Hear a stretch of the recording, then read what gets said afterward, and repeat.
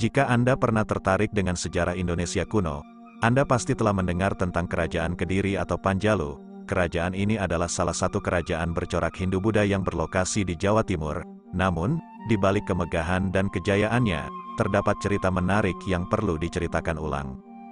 Kediri, atau Panjalu, memiliki sejarah yang kuat dengan Kerajaan Kahuripan, Dinasti Mataram kuno, dan Kerajaan Jenggala, Raja Air Langga, yang memimpin Kahuripan dari tahun 1009 hingga 1042 m, adalah figur sentral dalam kisah ini. Kahuripan, yang berpusat di sekitar Sidoarjo, adalah kelanjutan dari Dinasti Mataram kuno di Jawa Timur. Namun, saat Kahuripan mencapai akhirnya, itu menjadi permulaan bagi dua kerajaan baru, Jenggala dan Daha, Kediri.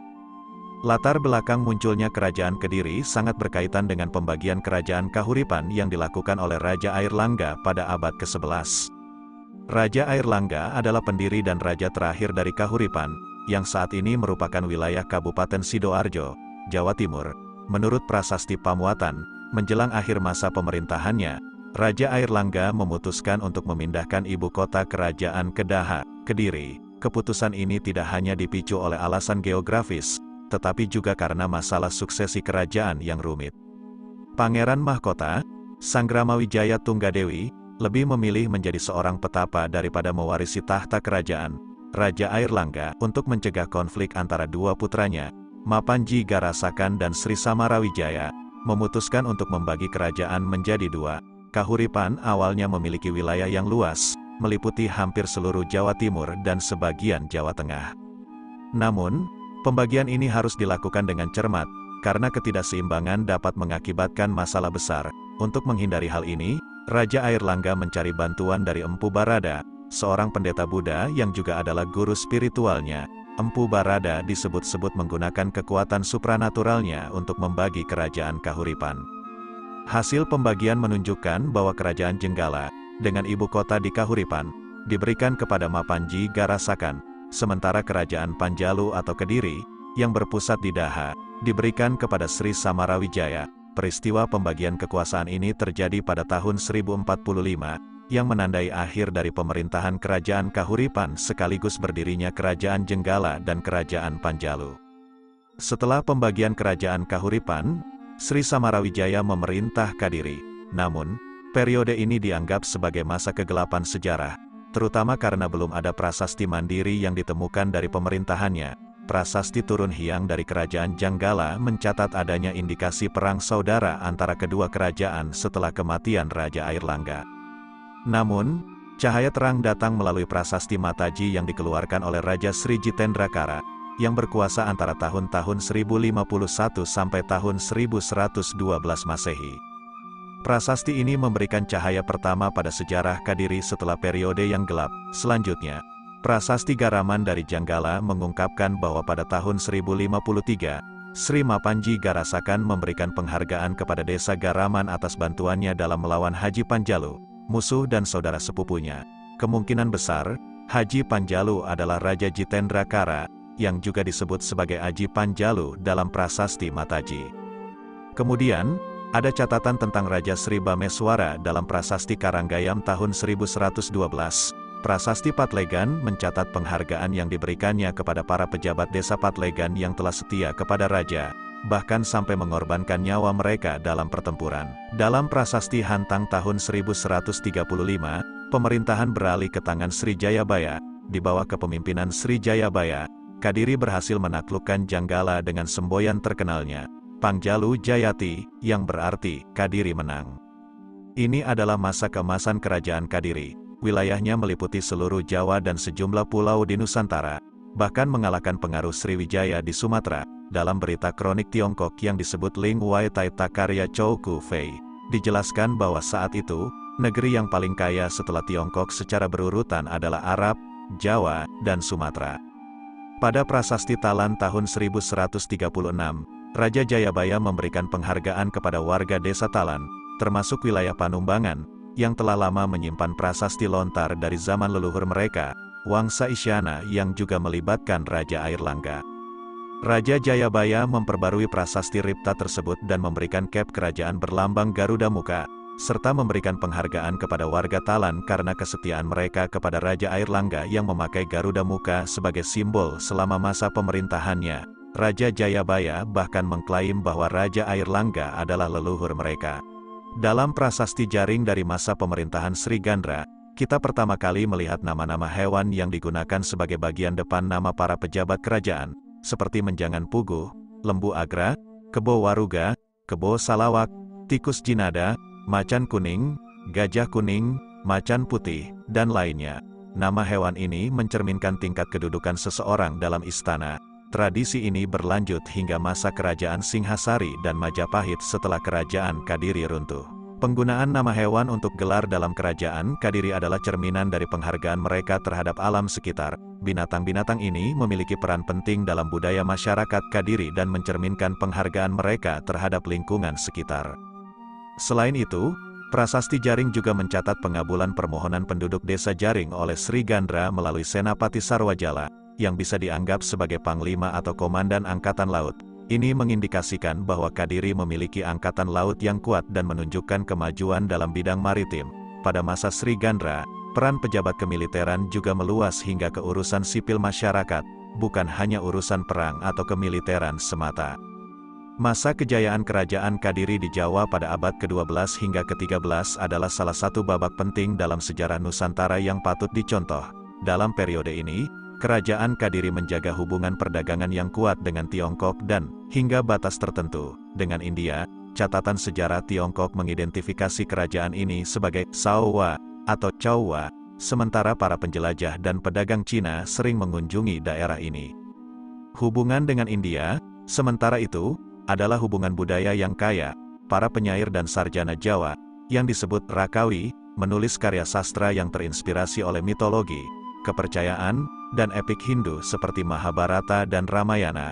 Ini menjadi salah satu contoh penting bagaimana budaya dan agama berdampingan dalam masyarakat Kadiri. Pada abad ke-11, hegemoni kerajaan Sriwijaya di Kepulauan Nusantara mulai merosot, yang ditandai oleh invasi Rajendra Chola dari kerajaan Chola ke Semenanjung Malaya dan Sumatera. Hal ini membuka jalan bagi kerajaan-kerajaan regional seperti Panjalu yang berbasis pada pertanian intensif daripada perdagangan pesisir. Belakangan, Kadiri berhasil menguasai jalur perdagangan rempah-rempah ke Maluku. Menurut catatan Cina, masyarakat Kadiri memakai pakaian yang khas. Raja mengenakan pakaian sutra, sepatu kulit, dan perhiasan emas berukir. Masyarakatnya hidup dalam rumah yang bersih dan teratur, dengan lantai berubin kuning dan hijau. Raja adalah figur sentral dalam pemerintahan, dan pejabat negara akan membungkuk 3 kali kepada raja setelah pertemuan mereka. Selama raja bepergian, dia didampingi oleh ratusan tentara bersenjata dan pejabat, dan rakyat Panjalu akan bersujud saat raja lewat, hanya berdiri setelahnya. 3 pangeran ditunjuk sebagai asisten raja, sementara pejabat-pejabat seperti Simaji dan Luojilian mengelola urusan negara seperti menteri utama di pusat. Mereka dibayar dengan hasil bumi dan barang-barang, bukan gaji tetap. Di bawah mereka, ada ratusan juru tulis yang mengurusi administrasi kota, perbendaharaan negara, lumbung, dan tentara. Komandan militer diberi upah 20 tael emas setahun, dan tentara memiliki 30.000 prajurit yang masing-masing menerima emas sesuai dengan jasanya.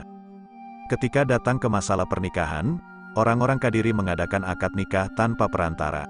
Keluarga laki-laki memberikan emas kepada keluarga perempuan sebagai mahar. Mereka tidak menetapkan hukuman bagi sebagian besar kejahatan, dan hukuman biasanya melibatkan pembayaran denda dalam bentuk emas, kecuali untuk perampokan, yang dihukum mati. Kehidupan sehari-hari masyarakat Kadiri juga menarik. Pegunungan dipenuhi monyet yang tidak takut pada manusia, dan mereka menyebutnya Raja Kera. Orang-orang lokal mengadakan sabung ayam dan adu babi hutan di kebun bambu. Rumah mereka dihiasi dengan emas dan batu giok, dan pedagang yang datang ditempatkan di wisma tamu. Makanan mereka kaya, dan mereka sangat memperhatikan kebersihan. Ketika sakit, mereka hanya berdoa kepada dewa dan Buddha, tanpa minum obat. Menariknya, orang-orang di Kadiri tidak memiliki marga, nama keluarga, dan nama-nama mereka hanya mencakup nama pribadi. Masyarakatnya juga dikenal sebagai pejuang yang berani dan memiliki permusuhan lama dengan Sanfoki, Sriwijaya, yang sering kali berujung pada konflik bersenjata. Menurut catatan Tiongkok, pada saat itu hanya ada 3 kerajaan yang sangat kaya di dunia. Kekhalifahan Abbasiyah di Arab, Kerajaan Panjalu di Jawa, dan Sriwijaya. Selain itu, Chow Jukua, seorang pegawai resmi dinasti Song, mencatat bahwa di Kepulauan Asia Tenggara terdapat dua kerajaan yang kuat dan kaya, Sriwijaya dan Jawa. Panjalu, di Jawa, orang-orang menganut dua agama, Buddha dan agama Brahmana, Hindu, dan mereka dikenal sebagai orang yang pemberani. Mereka suka mengadu binatang, seperti sabung ayam dan adu babi. Koin mereka terbuat dari campuran tembaga, perak, dan timah. Perkotaan Sunda Kelapa, yang kini menjadi pelabuhan Jakarta, disebut sebagai tempat yang sangat bagus dan strategis, terutama dalam perdagangan lada hitam. Kehidupan masyarakat Sunda adalah pertanian, dengan rumah-rumah panggung yang dibangun di atas tiang kayu. Selama periode ini, Sriwijaya tetap menjadi negara yang sangat kuat dan kaya di bagian barat Nusantara. Sriwijaya memiliki koloni di banyak tempat, termasuk di Semenanjung Malaya, Sumatera, dan Jawa bagian barat, Sunda. Kisah epik Kerajaan Kadiri yang runtuh pada masa pemerintahan Prabu Kertajaya telah tertulis dalam catatan sejarah, seperti Pararaton dan Nagara Kertagama. Pada tahun 1222, Raja Srengga, atau Kertajaya, terlibat dalam perselisihan yang berujung pada kejatuhan kerajaannya. Konflik ini bermula dari keinginan sang raja untuk dipersembahkan dengan pemujaan layaknya seorang dewa, yang ditolak oleh kaum Brahmana. Dalam kondisi terpojok, para pendeta meninggalkan ibu kota kerajaan dan mencari perlindungan dari seorang aku bernama Ken Angrok, yang berharap memerdekakan wilayah Tumapel, yang sebelumnya merupakan bawahan Kadiri. Puncak peperangan antara Kadiri dan Tumapel terjadi di dekat desa Ganter, di wilayah timur Kadiri. Pasukan Ken Angrok berhasil menghancurkan pasukan Kadiri, dan Kertajaya sendiri melarikan diri, bersembunyi, atau diperkirakan telah meninggal. Kitab Nagara Kertagama juga mencatat singkat tentang kekalahan Kertajaya, menyebutkan bahwa ia melarikan diri dan bersembunyi dalam Dewalaya, alam tempat dewa. Baik Pararaton maupun Nagara Kertagama mengisahkan tempat pelarian Kertajaya sebagai alam dewata, kemungkinan bersembunyi di dalam sebuah candi pemujaan atau bahkan meninggal dan pergi ke alam dewa. Dengan kejatuhan kerajaan Kadiri, Tumapel atau Singhasari mengambil alih kekuasaan. Setelah Ken Angrok mengalahkan Kertajaya, Kadiri menjadi wilayah bawahan Tumapel. Ken Angrok kemudian menunjuk Jayasaba, putra Kertajaya, sebagai Bupati Kadiri. Tahun 1258, 1180 Saka, Jayasaba digantikan oleh putranya, Sastrajaya. Pada tahun 1271, 1193 Saka, Sastrajaya digantikan oleh putranya, Jayakatwang. Pada tahun 1292, Jayakatwang, yang juga menjadi besan dari Raja Kertanagara, memberontak melawan Singhasari yang dipimpin oleh Raja Kertanagara. Ini dipicu oleh dendam masa lalu karena leluhur Jayakatwang, Kertajaya, dikalahkan oleh Ken Angrok. Setelah berhasil membunuh Kertanagara, Jayakatwang memulihkan kerajaan Kadiri, namun hanya bertahan selama 1 tahun karena serangan gabungan oleh pasukan Kekaisaran Mongol di bawah Ikemese dan pasukan menantu Kertanagara, Raden Wijaya, pendiri Majapahit.